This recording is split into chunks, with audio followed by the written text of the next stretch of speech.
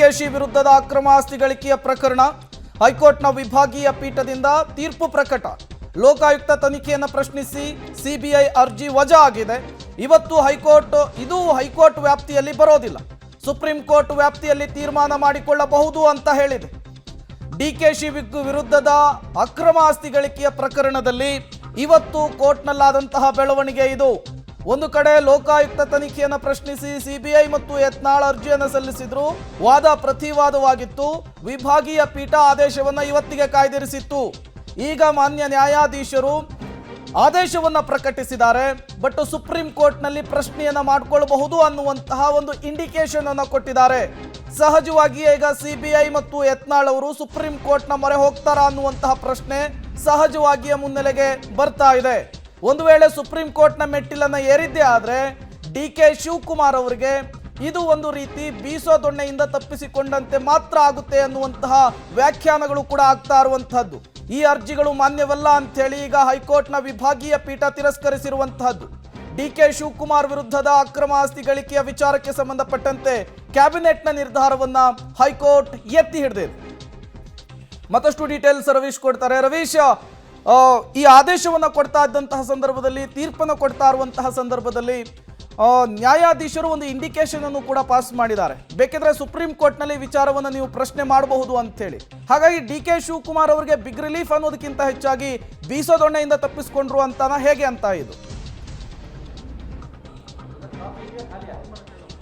ಪ್ರೇಮ್, ಪ್ರಮುಖವಾಗಿರ್ತಕ್ಕಂಥದ್ದು ಇವತ್ತಿನ ಮಟ್ಟಿಗೆ ಡಿಕೆ ಶಿವಕುಮಾರ್ ಅವರಿಗೆ ಬಿಗ್ ರಿಲೀಫ್ ಅಂತಲೇ ಹೇಳ್ಬೋದಾಗಿದೆ. ಯಾಕೆಂದರೆ ಲೋಕಾಯುಕ್ತ ತನಿಖೆ ಮುಂದುವರಿಕೆಗೂ ಕೂಡ ಒಂದು ರೀತಿಯಲ್ಲಿ ಅವಕಾಶ ಸಿಕ್ಕಂತಾಗಿದೆ, ಮತ್ತು ಸಿಬಿಐ ತನಿಖೆ ಮಾಡೋದಕ್ಕೂ ಕೂಡ ಈಗ ಸದ್ಯದ ಮಟ್ಟಿಗೆ ಒಂದು ರೀತಿಯಲ್ಲಿ ತಡೆ ಬಂದಂತಾಗಿದೆ.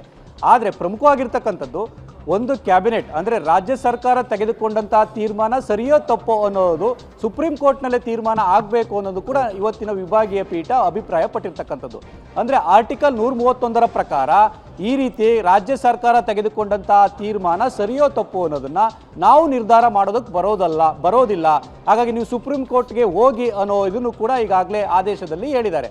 ಅಂದರೆ ಪ್ರಮುಖವಾಗಿರ್ತಕ್ಕಂಥದ್ದು ಒಂದು ಸರ್ಕಾರ ಆ ಒಂದು ಪ್ರಕರಣವನ್ನು ತನಿಖೆಗೆ ವಹಿಸಿ ಅದ ತನಿಖೆಗೆ ಅನುಮತಿ ಕೊಟ್ಟಂಥ ಸಂದರ್ಭದಲ್ಲಿ ಅದು ತನಿಖಾ ಹಂತದಲ್ಲಿ ಇರಬೇಕಾದ್ರೆ ಇನ್ನೊಂದು ಸರ್ಕಾರ ಬಂದಂಥ ಸಂದರ್ಭದಲ್ಲಿ ಅದನ್ನು ವಾಪಸ್ ಪಡೆದ್ರೆ ಆ ತನಿಖಾ ಪ್ರಗತಿ ಏನು ಆಗಬೇಕು, ಆ ತನಿಖಾ ಹಂತದಲ್ಲಿ ಇರ್ತಕ್ಕಂಥ ಪ್ರಕರಣವನ್ನು ನಾವು ಏನು ಮಾಡಬೇಕು ಅನ್ನೋದನ್ನೇ ಸಿಬಿಐ ಪ್ರಶ್ನೆ ಮಾಡಿರ್ತಕ್ಕಂಥದ್ದು. ಅದೇ ಪ್ರಶ್ನೆಯನ್ನು ಮಾಡಿದಂಥ ಸಂದರ್ಭದಲ್ಲಿ ಈ ವಿಚಾರವನ್ನು ನಾವು ಇಲ್ಲಿ ತೀರ್ಮಾನ ಮಾಡೋದಕ್ಕೆ ಬರೋದಿಲ್ಲ. ಹಾಗಾಗಿ ಆರ್ಟಿಕಲ್ 131ರ ಪ್ರಕಾರ ಇದು ಸುಪ್ರೀಂ ಕೋರ್ಟ್ನಲ್ಲಿ ತೀರ್ಮಾನ ಆಗಬೇಕಾಗತ್ತೆ ಅಂತ ಕೂಡ ವಿಭಾಗೀಯ ಪೀಠ ಅಭಿಪ್ರಾಯ ಪಟ್ಟಿದೆ. ಹಾಗಾಗಿ ಖಂಡಿತವಾಗಿ ಕೂಡ ಒಂದು ಹೈಕೋರ್ಟ್ ವಿಭಾಗೀಯ ಪೀಠ ಈಗಾಗಲೇ ಹೇಳಿರೋದ್ರಿಂದ ಸುಪ್ರೀಂ ಕೋರ್ಟ್ಗೆ ಸಿಬಿಐ ಹೋಗುವಂಥ ಚಾನ್ಸಸ್ ಕೂಡ ಜಾಸ್ತಿ ಇರುತ್ತೆ. ಹಾಗಾಗಿ ಸುಪ್ರೀಂ ಕೋರ್ಟ್ನಲ್ಲಿ ಮತ್ತೊಮ್ಮೆ ಕಾನೂನು ಹೋರಾಟದ ಪರೀಕ್ಷೆಯನ್ನು ಡಿಕೆ ಶಿವಕುಮಾರ್ ಅವರು ಎದುರಿಸಬೇಕಾಗುತ್ತೆ ಈ ವಿಚಾರದಲ್ಲಿ. ಅಂದ್ರೆ ಪ್ರಮುಖವಾಗಿ ರಾಜ್ಯ ಸರ್ಕಾರ ಅನುಮತಿಯನ್ನು ವಾಪಸ್ ಪಡೆದಿರ್ತಕ್ಕಂಥದ್ದು ಸರಿಯೋ ತಪ್ಪು ಅನ್ನೋದು ಅಲ್ಲಿ ಡಿಸೈಡ್ ಆದ ಬಳಿಕ ಮತ್ತಷ್ಟು ಈ ಒಂದು ಪ್ರಕರಣಕ್ಕೆ ಒಂದು ರೀತಿಯಲ್ಲಿ ವೇಗ ಸಿಗುವಂತ ಚಾನ್ಸಸ್ ಜಾಸ್ತಿ ಇರುತ್ತೆ. ಆದರೆ ಸದ್ಯದ ಮಟ್ಟಿಗೆ ಡಿಕೆ ಶಿವಕುಮಾರ್ ಅವರಿಗೆ ರಿಲೀಫ್ ಅಂತಾನೆ ಸ್ಪಷ್ಟವಾಗಿ ಹೇಳ್ಬೋದು. ಪ್ರೇಮ್, ರವೀಶ್, ಈ ವಿಭಾಗೀಯ ಪೀಠದ ತೀರ್ಪನ್ನ ಪ್ರಶ್ನೆ ಮಾಡಿ ಸುಪ್ರೀಂ ಕೋರ್ಟ್ಗೆ ಹೋಗಿದ್ದೇ ಆದ್ರೆ ಮತ್ತೊಂದು ಕಾನೂನು ಸಮರವನ್ನ ಡಿಕೆ ಶಿವಕುಮಾರ್ ಅವರು ಫೇಸ್ ಮಾಡಲೇಬೇಕಾಗುತ್ತಾ ಅಂತ?